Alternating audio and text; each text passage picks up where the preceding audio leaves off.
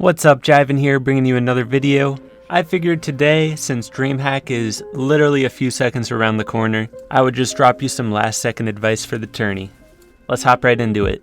So first thing I want to talk about, a lot of you might already know this, when playing in Dreamhack, because the tournament is open to all players, you should try to get a high kill win in your first or second game. There's multiple reasons why you want to try to W key in your first game. One reason is that there's a time limit to the tournament of 3 hours and you have 10 games to play. If you played all 10 of those games safe, you wouldn't have time to finish all of your games. So you'd have to W key some at the end anyway, just to get the maximum amount of points possible. The lobbies that you're in at the start of the tournament are going to be the easiest lobbies across the entire tournament, so you want to take advantage of that and get as many points possible. After you have those W key games, make sure you play the rest of the tournament smart. Only take smart fights if you're very healthy and you're in a good spot in the game to fight. Be sure to fight together, communicate all the time during your fights. Try not to get split. If you notice one person's not communicating or getting split, tell them to start talking more or to regroup.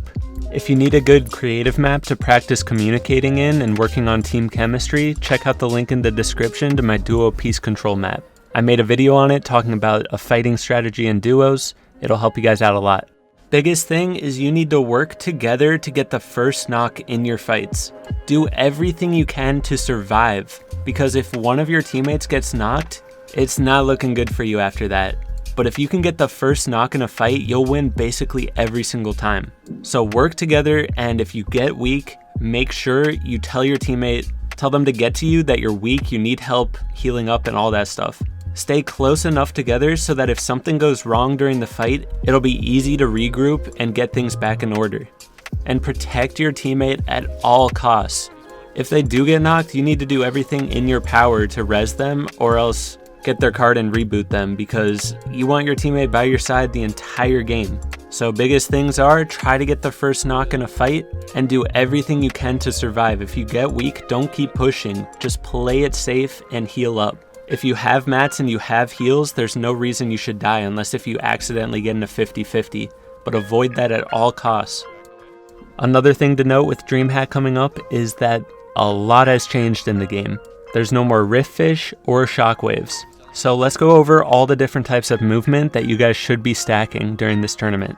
You need to do your best to conserve bouncers and only use them when you really need to. You can fish for 0-point fish, and on top of that, you can also sand tunnel and base up on crack rocks.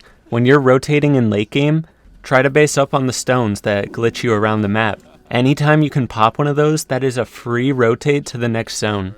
So pretty much any time that my duo and I are in late game, we aim to base up on the rocks. Because if we get on those rocks, we know we won't have to waste any movement, any materials basically, to get to the next zone. It's like the freest thing in the game right now. So you need to take advantage of that.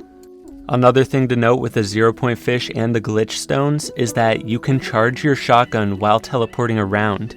That means when you're moving across zone, you can just have your shotty out charging it, and then if you see somebody in the open, glitch over to them and one pump them.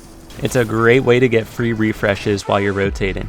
Another thing you can do is obviously use cars and boats. Also, there's an NPC, the dummy skin, directly north of Pleasant Park, which sells more bouncers for you, and I don't think it's too expensive. Big things to note, when you're rotating the early zones, like the first 2 or 3 zones, make sure you're rotating early because positioning is more important than anything. Don't get too greedy with loot because it's very important that you position yourself at a good place in zone. Say you're rotating in on the far outside of zone, right on the edge of storm, pushing out your back, you might get held out there and then your whole entire game is ruined. All that stuff that you wasted 2 extra minutes farming will be gone in a second once you start getting lobby focused. So focus on positioning, try to get to dead side of zone, the side with the least amount of players, and just think ahead, try to plan ahead. Another thing to note, in late game, anytime you have a minute, you should probably check high ground to see if it's free or if there's an opportunity to grief them. Once it gets to second moving zone, the team on height is at the biggest advantage. So you want to try to pressure them and take high ground from them because that can guarantee you a free win. If you don't have the resources to hold high ground for the rest of the game, then you might want to look for a refresh on low ground before going for high ground. But if you're already on high ground, hold that as long as you can. Only drop when you have no other option. But taking high ground too early in the game can be a big mistake. Like if it's half and half zone, that's probably not the time to take high ground. You can build up to high ground and see if zone pulls in your direction. If that's the case, yeah, that might be a good opportunity to hold high ground. But if zone pulls all the way across, obviously you don't want to tarp across.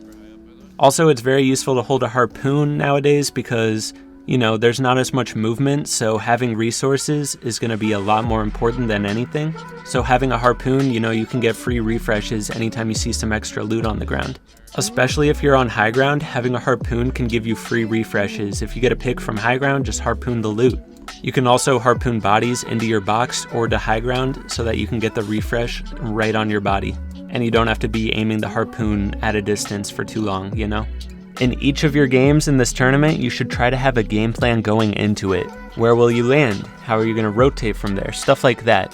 Plan it before the tournament so that you guys can just get in a rhythm and just start playing the games like you do all the time. It's important to practice one spot just so that you understand the rotations and it feels just like a rhythm, like you know exactly what you're doing. The biggest thing that throws a lot of people's tournaments is dying off rip a lot, so you need to make sure you are comfortable at your spot that you're landing at and you know you can win it 9 times out of 10. Try to have backup spots as well. Say you drop one spot and you die off rip like 3 times in a row, you might want to switch up your spot. Usually my teammate and I land at one spot, like if we die 2 times in a row, we'll switch it. We probably have like 4 backup spots. We have a drop spot for our games where we want to get high kills, and then we have drop spots for the games where we're trying to play it safe and play for that end game.